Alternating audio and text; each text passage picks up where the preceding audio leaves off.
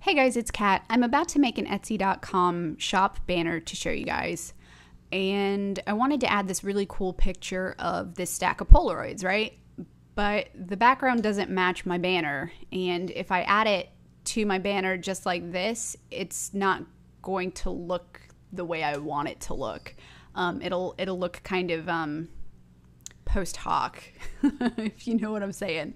Like it's just not going to mesh well, and it won't look as professional as maybe it could.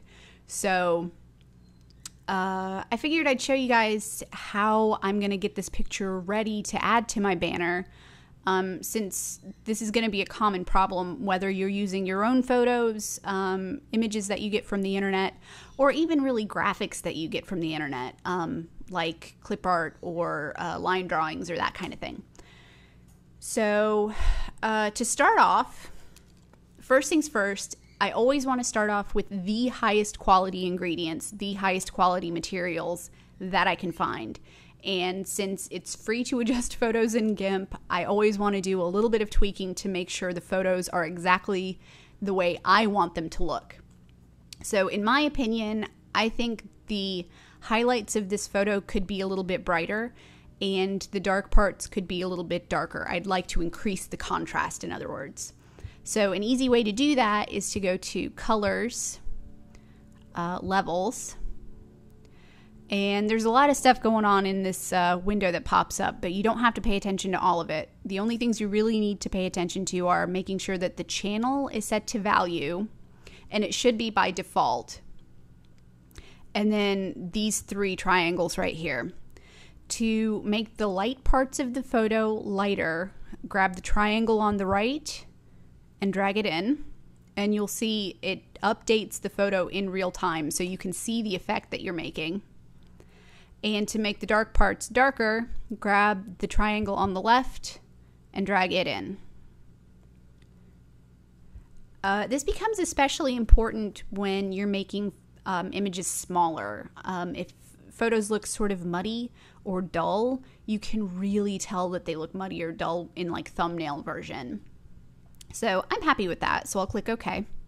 And it applies the effect. If you don't click OK, it won't apply the effect, just so you know. Cool, so now all I have to really do is select this background so that I can hide it with a mask. And I'll show you what that means in just a second, but first we'll select. So the easiest way to do this really is just with the fuzzy select tool. You could grab like the pen tool or the lasso tool and be very precise with this, but I'm not using a white background. I'm using a textured background, so I don't really have to be that precise. So I'm going to grab the fuzzy select tool. It looks like a magic wand. Some people call it the magic wand tool. And I'm just going to click to select. It'll select a big area. If you want to select more, hold shift and click again. So that's pretty good. That's a pretty good, oh, that's too much. Here we go. Here we go. That's better. You can see there's like this little moving dotted line around the Polaroids. They call that moving dotted line marching ants. I'm going to shift click again to get rid of that edge too, or to include that edge too, I guess. So marching ants just shows you where your selection is. And right now, all of this stuff in here is selected, and all of this stuff in here is not selected. And that'll be important. You'll see that in a second. So to cover up the background now, I know this is kind of rough, but it's okay. We don't really need it to be exact in this example. To cover up the background, I'll open my layers dialog. If you don't have your layers dialog already docked to the bottom of your toolbox window, that's really easy to do. In fact, I will show you how to do it right now. Let's pretend I don't have it there. So we'll go to Windows, Dockable Dialogs, Layers. This window will pop up. That's the Layers dialog. I'll move my mouse down to the second word Layers. Not the word Layers in the title bar, but the word Layers down here. When your mouse turns into a pointing hand like that, you can click and drag and drop. And I like mine over here. So there's my layers tab now.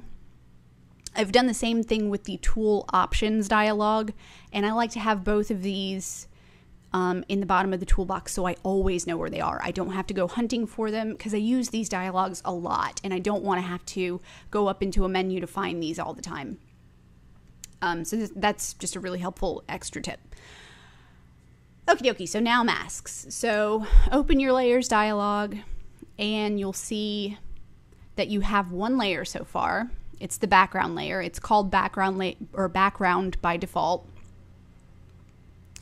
And its icon is just a teeny tiny representation of what the photo looks like.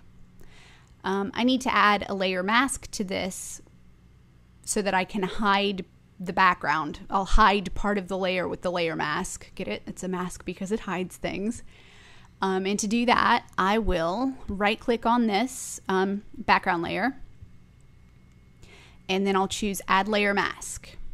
I'm going to choose a white mask just because it's going to be easier for me to start with having nothing hidden and then paint in to start to hide things. You'll see what I mean in a second. So I'll click add, and you'll see nothing happened to my image here, but a little white square got added to my layers dialog on the background layer. That's the mask, and right now, because it's white, it's not hiding anything. White reveals and black hides. So to start hiding things, I'll grab a paintbrush. I'll make sure that the foreground color is set to black. If it's not set to black, you'll see there's a teeny tiny version of the foreground and background colors down here. They're always black and white, and if this isn't black, you can just click that right there, and it will automatically turn your foreground color black and your background color white. Cool. So now that that's all set up, I have my paintbrush. I'm going to make sure that it's a pretty big size because I don't really want to mess around with this too much. And I'll just start painting black all over the photo. And you'll see a couple of things here. One, I'm painting over this stuff, but nothing's happening. And that's because I made a selection. Selections do a lot of things, but one of them is they let you color inside the lines, basically. And since only the background, well, for the most part, only the background is selected, I'm only applying this effect to the selected area. The other thing that you might notice is that this isn't erasing to white, it's erasing, or well, it's not really erasing anything, it's masking, but whatever. It's not turning white, it's turning this gray checkerboard pattern. And that's because there's only one layer here. And this gray checkerboard pattern, represents transparency. You have to have something that represents transparency because you can't see transparency, right? But if there was another layer here, and I'll add one just for giggles, I'll add a white layer, and I will drag it underneath. Everywhere that I masked on the Polaroid photo layer, the background layer, would turn white because you're seeing through to the layer beneath it. Just to demonstrate that point even further, I will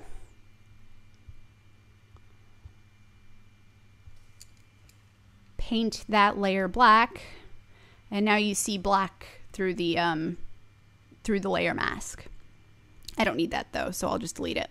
And it's actually a good idea if you're doing something like this to leave this area transparent, because what you want to happen is you want the background, or what was the background of the photo, to show the background of your banner through. So when I add this image to my banner, whatever texture or image or whatever is the background of my banner will show through, and it will just look like the Polaroids are sitting on the banner. So I will finish this up. Just make sure I have everything. Like I said, I can touch this up later. This is going to be added to my banner as a separate layer, so I can keep, doing some touch up and whatnot to it without affecting the rest of the banner later if I decide that I want to, touch up these edges a little bit or anything like that. But I'm going to call this all done for now. So I'll say select none. And then we'll go to